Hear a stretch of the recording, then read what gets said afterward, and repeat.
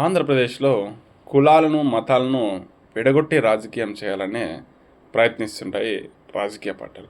ఒక చిన్న ఉదాహరణ, తిరుపతి లడ్డు అంశం పైన భక్తులు కావచ్చు, రాజకీయ పార్టీలు కావచ్చు, ఎవరు తప్పు జరిగిందని రియలైజ్ అవ్వడం లేదు. ఎవరిని వారు వినిపిస్తున్నారు. అదే గతంలో ఆయన పేరెంట్ ఒక పగడాల ప్రవీణ్ అనుకుంటా.